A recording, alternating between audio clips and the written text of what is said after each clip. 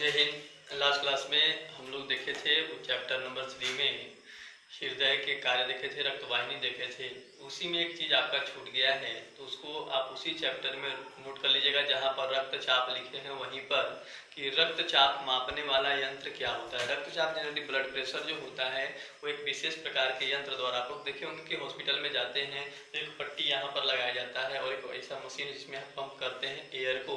तो वो जो मशीन होता है उसका उपयोग रक्त दाब को मापने के लिए, ब्लड प्रेशर को मापने के लिए किया जाता है। और वो जो यंत्र होता है उसका नाम है स्फेग्नो मैनोमीटर। लिख सकते हैं रक्तचाप मापने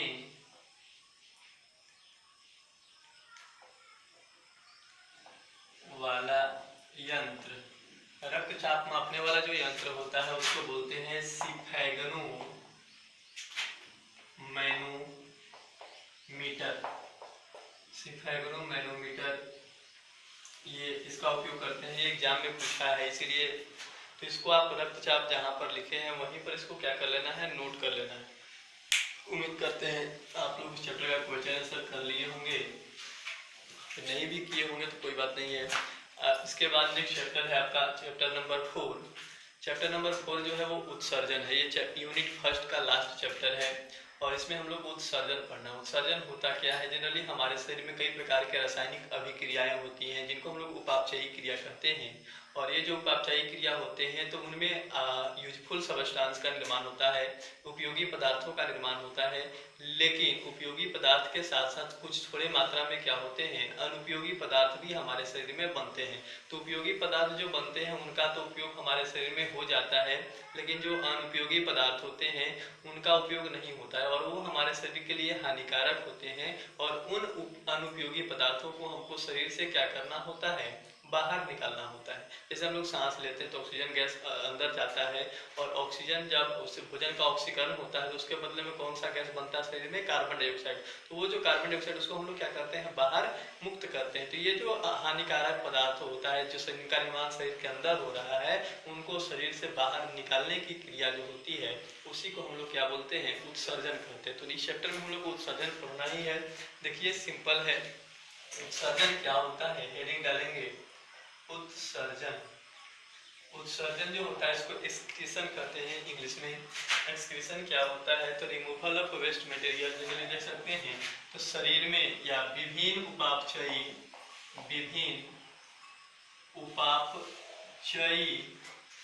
क्रियाओं के दौरान, विभिन्न उपापचयी क्रियाओं के दौरान शरीर में बनने वाले उत्सर्जी पदार्थ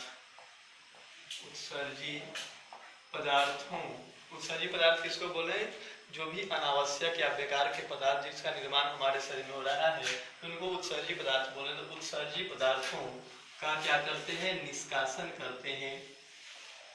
और उत्सर्जी पदार्थों का निष्कासन ही क्या कहलाता है, उत्सर्जन कहलाता है। उत्सर्जन कहलाता है। सिंपल सी बात है। कह रहा है कि विभिन्न उपापचयी क्रिया, हमारे शरीर में कई प्रकार के उपापचयी क्रिया होते हैं। श्वसन होता है, जिसको रेस्पिरेशन के नाम से जानते हैं, ठीक है, डाइजेशन होता है। तो इस सभी प्रकार के रेस्पिरेटरी जो उपापचयी क्रियाएं हो रहे, जो केमिकल रिएक्शन हो रहा है उसमें क्या होता है, कई प्रकार के हानिकारक सब्सटेंस का भी निर्माण होता है। और वो जो हानिकारक जो सब्सटेंस होते हैं उनको उत्सर्जी पदार्थ कहते हैं। और उन पदार्थों को शरीर से बाहर निकालने की विधि को ही हम लोग क्या कहेंगे, उत्सर्जन कहेंगे। तो उत्सर्जन जो होता है वो जीवों के लिए आवश्यक होता है, एक जरिया होता है जिसके द्वारा वो क्या करते हैं, अपने शरीर से हानिकारक पदार्थों को बाहर निकालते हैं। अब बात करते हैं कि उत्सर्जी पदार्थ क्या होता है। तो नेक्स्ट हेडिंग आएगा उत्सर्जी पदार्थ, एक्सक्रीटरी मटेरियल। किसी को सही होगा, उपापचयी क्रियाओं के दौरान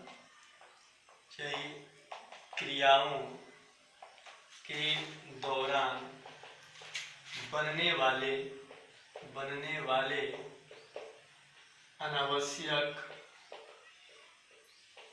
अनावश्यक या कह सकते हैं या अनुपयोगी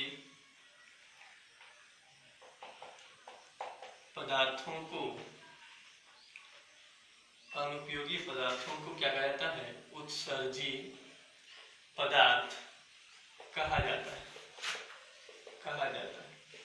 तो उपापचयी क्रिया के दौरान जिन अनावश्यक पदार्थों का निर्माण हो रहा है उस पदार्थ को हम लोग क्या बोल रहे हैं? उत्सर्जी पदार्थ कह रहे हैं। और उन्हीं उत्सर्जी पदार्थों का निष्कासन क्या कहलाता है? उत्सर्जन कहलाता है। जैसे अगर हम लोग देखें तो यहाँ पर क्या क्या बनता है, तो कार्बन डाइऑक्साइड बनता है, अमोनिया बनता है, अमोनिया NH3 या इसी तरह से और हम लोग कह सकते हैं यूरिया बनता है, यूरिया। तो ये जो होते हैं ये उत्सर्जी पदार्थ होते हैं। इनका निर्माण हमारे शरीर में उपापचयी क्रियाओं के दौरान होता है और इनका अगर हम लोग निष्कासन कर रहे हैं तो उसी को हम लोग क्या बोलेंगे? उत्सर्जन बोलेंगे। अब बात होता है कि ये CO2 है, ये अमोनिया है, ये यूरिया है, इनका निर्माण कैसे होता है? तो देखिए जो CO2 हम लोग श्वसन में पढ़ चुके हैं कि जब ग्लूकोज जो है उसका ऑक्सीकरण होता है तो उसके ऑक्सीकरण से ऊर्जा का निर्माण होता है। लेकिन जिस समय ऊर्जा का निर्माण होता है उसी समय क्या बनता है? Carbon dioxide. तो ये जो है वो कार्बनिक जो अणु होते हैं उनके विखंडन से बनने वाला है। तो नेक्स्ट पॉइंट लिख सकते हैं हम लोग यहीं से पॉइंट वाइज करके, शरीर में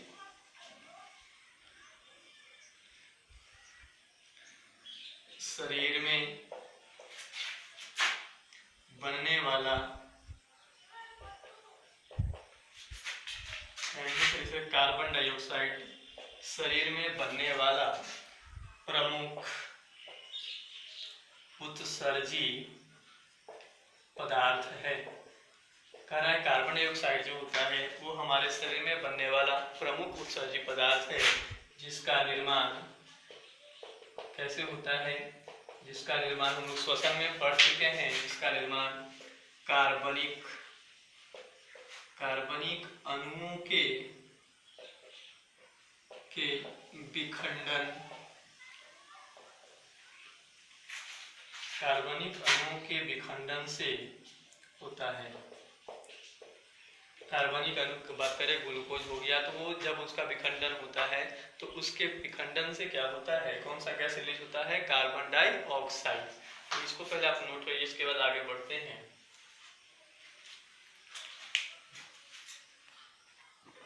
तो हम लोग देखें कि जो कार्बनिक पदार्थ है, ग्लूकोज है, कार्बोहाइड्रेट है, उसके विखंडन से कार्बन डाइऑक्साइड उत्सर्जी पदार्थ बन रहा है। ठीक उसी प्रकार से हमारे शरीर में जो प्रोटीन होता है, एमिनो अम्ल होता है, उसके विखंडन से भी उत्सर्जी पदार्थों का निर्माण होता है। तो इसको देखिए लिख सकते हैं कि प्रोटीन एवं एमिनो अम्ल, ये जो एमिनो अम्ल होता है इसी से प्रोटीन बना होता है। तो प्रोटीन एवं एमिनो अम्ल के विखंडन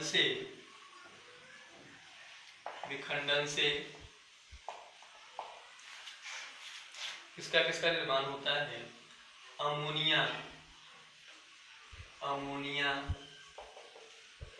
यूरिया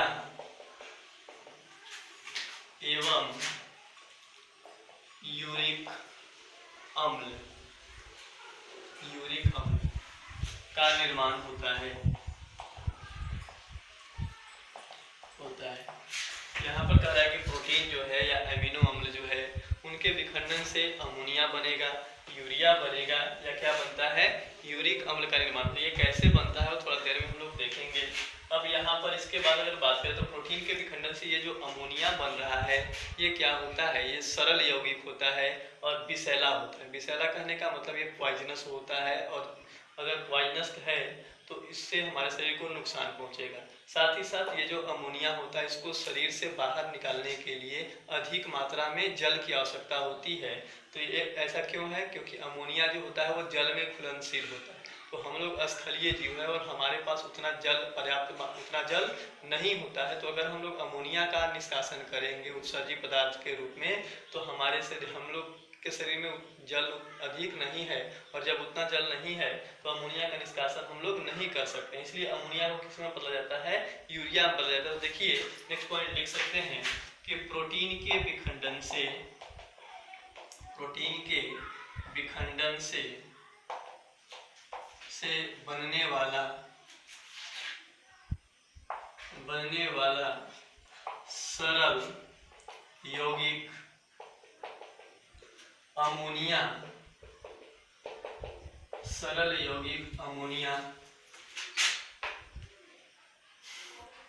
विषैला या अत्यधिक विषैला लिख सकते हैं, अत्यधिक विषैला एवं जल में घुलनशील होता है, घुलनशील होता है। इसलिए इसे यकृत कम विषैले यूरिया में परिवर्तित करता है। अब यहाँ पर देखो कह रहा है कि प्रोटीन के विखंडन से बनने वाला सरल यौगिक कौन होता है? अमोनिया होता है, ठीक है ना। और ये अमोनिया जो है वो सरल संरचना में सरल है, लेकिन ये नेचर इसका कैसा है? विषैला, ये पॉइजनस होता है और साथ ही साथ जल में घुलनशील होता है। तो इसका दो कारण है कि एक तो पॉइजनस है और एक जल में घुलनशील। तो अगर ये जल में घुलनशील है तो अगर इसको शरीर से बाहर निकालना होगा तो इसके लिए अधिक मात्रा में क्या आवश्यकता होगी? जल की आवश्यकता होगी, और हम लोग के पास उतना अत्यधिक मात्रा में जल मौजूद नहीं होता है। तो इसलिए हमारा जो लीवर जो होता है, इसलिए लिखा हुआ है किस लिए? इसे यकृत यहाँ पर लिखा हुआ है लीवर क्या करता है? ये जो अमोनिया है इसको कम विषैला में किसमें बदलता है? कम विषैला यूरिया में परिवर्तित करता है। इसीलिए हम लोग का जो उत्सर्जी पदार्थ होता है जो यूरिन के रूप में बाहर निकलता है वो कौन होता है? यूरिया होता है। तो यहाँ से दो क्वेश्चन आया था। एक तो आपके एक्सरसाइज में मिलेगा कि अमोनिया और यूरिया में कौन अत्यधिक जटिल और विषैला होता है, ठीक है ना। कौन तो अगर बात करें तो जो संरचना में देखें तो जटिल कौन होता है? यूरिया होता है, और विषैला की बात करें तो विषैला कौन होता है? अमोनिया होता है। दूसरा क्वेश्चन जो एग्जाम में पूछता है कि अमोनिया को यूरिया में कौन बदलता है? तो अमोनिया को यूरिया में बदलने का जो काम कर रहा है वो कौन कर रहा है? यहीं पर लिख सकते हैं अमोनिया। ये जो अमोनिया है इसको किस में बदला जा रहा है? यूरिया में। और यूरिया में बदलने का जो काम कर रहा है वो कौन करता है? यकृत करता है। अमोनिया का फॉर्मूला हम आपको बताया, इसका फॉर्मूला होता है NH3, और यूरिया जो होता है इसको डाईएमाइन कीटोन कहते हैं, NH3C डबल बॉन्ड O और NH2। इस प्रकार से NH2 लिख सकते हैं, डाईएमाइन कीटोन। तो ये जो होता है वो यूरिया होता है और ये अमोनिया। तो इस अमोनिया को किसमें बदला जा रहा है? यूरिया में, और ये बदलने का काम कौन कर रहा है? यकृत। ऐसा इसलिए कि अमोनिया जो होता है ये विषैला होता है और देखने में सरल है, लेकिन कैसा है? विषैला है। जबकि यूरिया जो है वो देखने में जटिल है और कैसा होता है? अमोनिया के तुलना में कम विषैला होता है। साथ ही साथ अमोनिया का अगर निष्कासन करना है तो अत्यधिक मात्रा में जल की आवश्यकता होती है, और यूरिया के निष्कासन के लिए जल की आवश्यकता होती है लेकिन अमोनिया के तुलना में कम। तो ये क्वेश्चन ध्यान रखना कि अमोनिया को यूरिया में कौन बदलता है? यकृत बदलता है। इसको नोट करिए, आगे बढ़ो।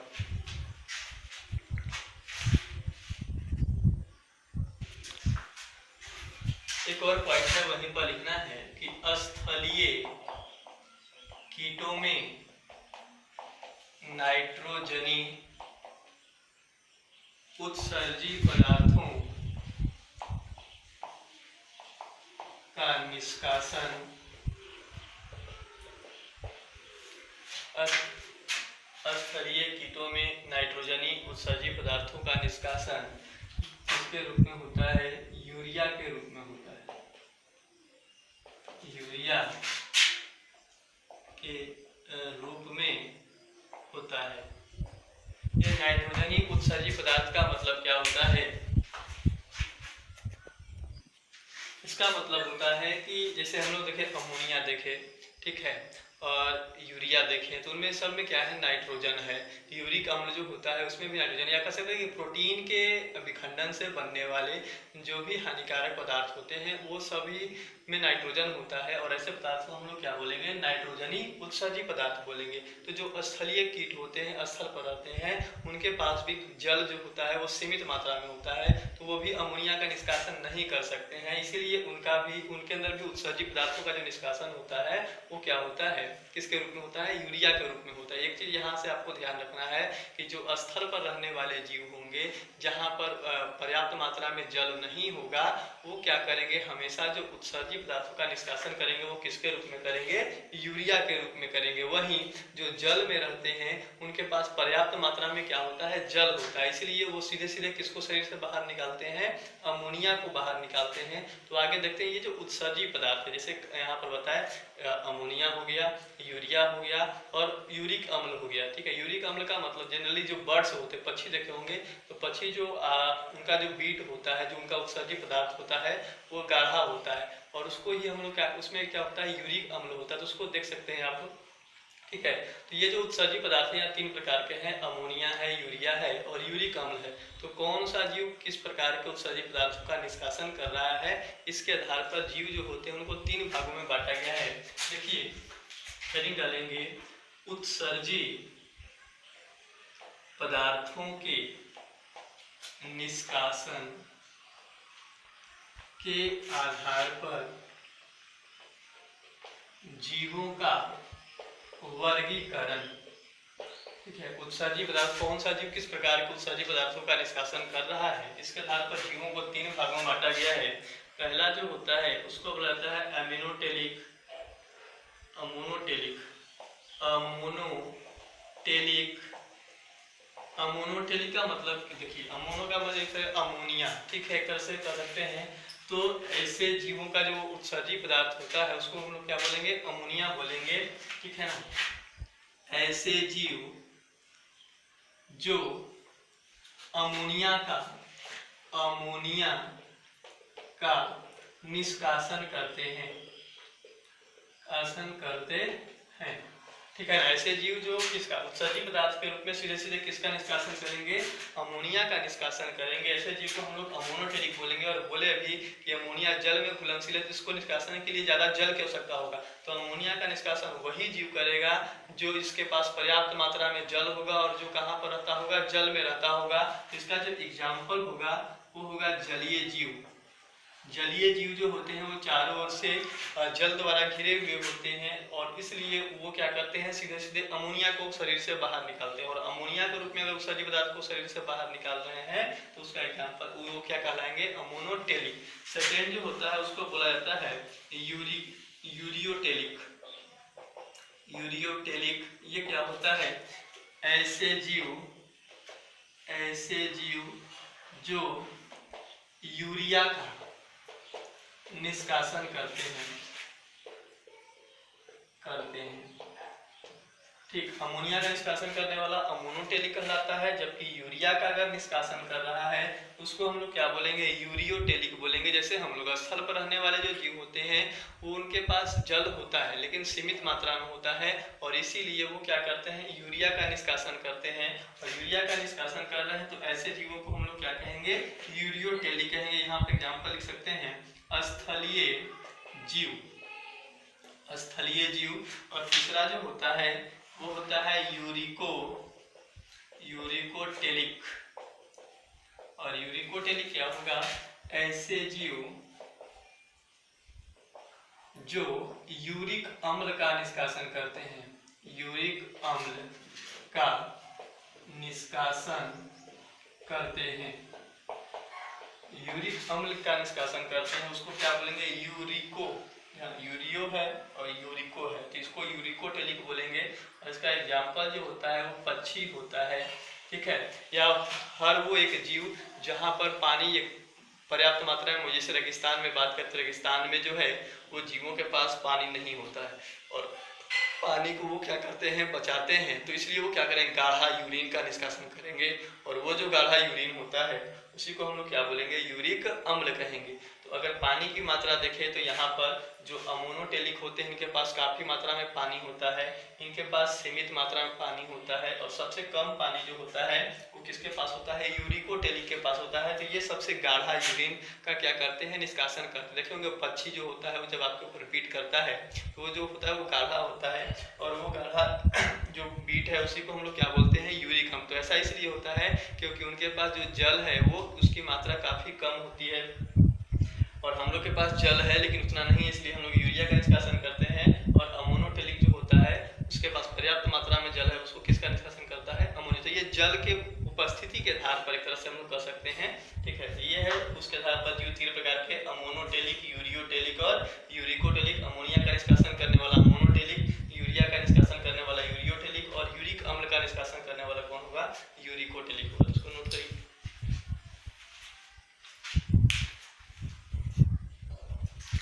अब ये जो उत्सर्जन की क्रिया हो रहा है तो अलग अलग जीवों में अलग अलग प्रकार के विशेष अंग द्वारा होता है, और ऐसे अंग जो उत्सर्जन की क्रिया में सहायता करेंगे, ऐसे अंग को हम लोग क्या बोलते हैं? उत्सर्जी अंग कहते हैं। तो यहाँ पर नेक्स्ट हेडिंग जो आएगा वो आएगा उत्सर्जी अंग, एक्सक्रीटरी ऑर्गन।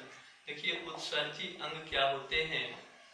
सिंपल इसमें क्या होगा? ऐसे अंग जो उत्सर्जन क्रिया में सहायता करते हैं, उत्सर्जन क्रिया में सहायता करते हैं, उसे उत्सर्जी अंग कहते हैं। उत्सर्जी अंग कहते हैं। अब अलग अलग जीव होते हैं और उनका उत्सर्जी अंग भी क्या होता है? अलग अलग होता है। तो 2 कॉलम बनाएंगे, एक तरफ जीव और एक तरफ उत्सर्जी अंग। एक तरफ जीव और दूसरा तरफ होगा उत्सर्जी अंग।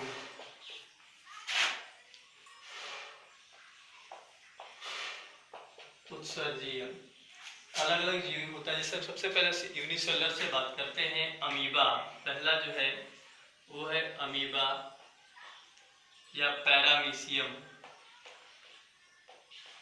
अमीबा और पैरामीशियम जो होते हैं इनका उत्सर्जी अंग जो होता है वो कोशिका झिल्ली होता है। हम लोग पाचन क्रिया में देखे थे कि ये कोशिका झिल्ली को तोड़कर अस्थायी क्षेत्र का निर्माण करते हैं और उसी से पदार्थों का क्या करते हैं? निष्कासन करते हैं। तो अमीबा और पैरामीशियम में उत्सर्जन किसके द्वारा होता है? कोशिका झिल्ली द्वारा होता है। नेक्स्ट देख सकते हैं हम लोग कीट जो होता है, जैसे कॉकरोच ठीक है, या ग्रासहोपर भी कर सकते हैं। तो इनमें जो उत्सर्जन होता है, उत्सर्जी पदार्थों का निष्कासन होता है वो मेलपिगियन नलिका इसके द्वारा होता है। मेलपिगियन नलिका के द्वारा होता है, विशेष प्रकार की नलिका है। नेक्स्ट अगर हम थर्ड बात करें तो केचुआ आता है, और ये जो केचुआ है इसमें उत्सर्जी पदार्थों का जो निष्कासन होता है वो नेफ्रीडिया के द्वारा। शरीर के सतह पर उपस्थित छोटे छोटे छिद्र होते हैं केचुआ के शरीर पर, और उनको हम वो क्या बोलेंगे? नेफ्रीडिया बोलते हैं। और यही नेफ्रीडिया क्या करते हैं? उसको उत्सर्जन में सहायता करते हैं। नेक्स्ट अगर हम लोग बात करें प्लेटीहेल्मिन्थिस, तो पढ़े हम लोग 9th में प्लेटीहेल्मिन्थिस।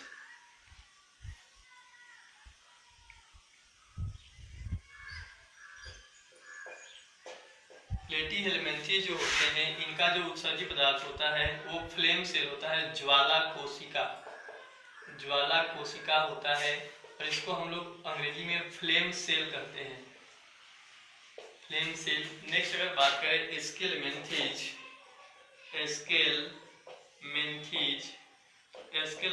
जो होते हैं इनमें उत्सर्जन की क्रिया जो होता है वो रीनेट सेल द्वारा होता है, रीनेट सेल के द्वारा।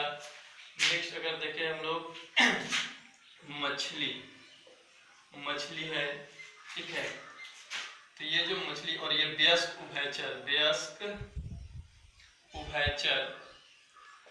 तो मछली और वयस्क उभयचर का जैसे मेढक हो गया, तो बड़ा वाला मेढक तो वयस्क उभयचर में आएगा, ठीक है। तो मछली और वयस्क उभयचर जो होते हैं इनमें उत्सर्जी पदार्थों का जो निष्कासन होता है वो होता है मीजोनेफ्रिक किडनी।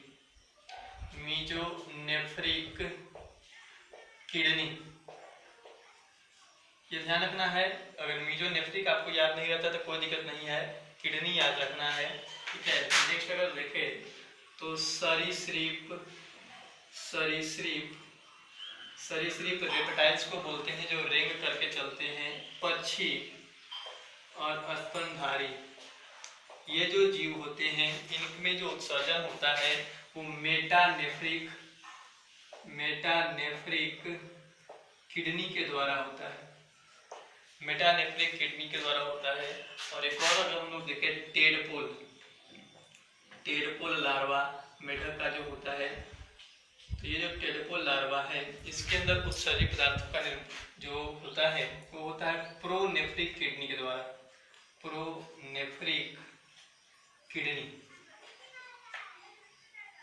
तो अगर आपको यहाँ पर मेटानेफ्रिक, मेडियोनेफ्रिक ये सब याद नहीं आ रहा है तो सिंपल क्या लिख सकते हैं, किडनी के द्वारा होता है। ये प्रोनेफ्रिक क्या होता है, तो इसमें किडनी जो होता है उसका निर्माण जो होता है वो इस प्रकार के कोशिकाओं के द्वारा होता है। ये जो कोशिका है इसको बोला जाता है नेफ्रॉन।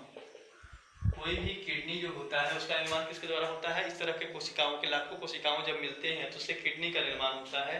तो इस प्रकार की कोशिकाओं को हम लोग क्या बोलते हैं, नेफ्रॉन। लेकिन जो प्रोनेफ्रिक किडनी होता है उसमें इस प्रकार के विकसित कोशिका नहीं होता, उसमें सिर्फ इस तरह से सिंपल कोशिका होता है।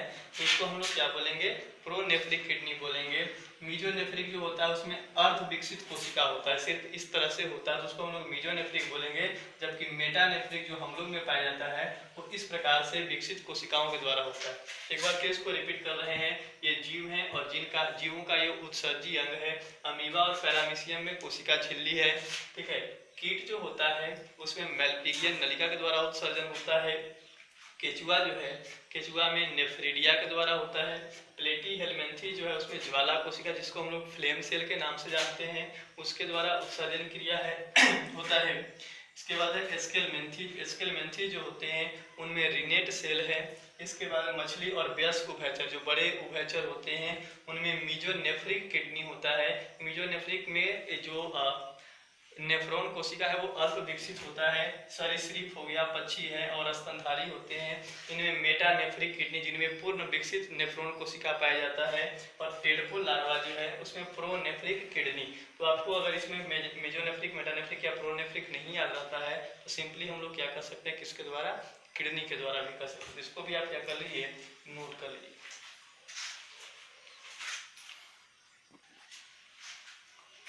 इसके बाद जो पढ़ना है वो है मानव उत्सर्जन तंत्र। और मानव उत्सर्जन तंत्र जो है वो हम लोग अगली क्लास में पढ़ेंगे। जो भी पढ़ाया जा रहा है वो आपको समझ में आ रहा है चाहे नहीं आ रहा है, उसके बारे में थोड़ा बहुत जरूर मैसेज करिए। इसके बाद बाकी विशेष अगले क्लास में। धन्यवाद।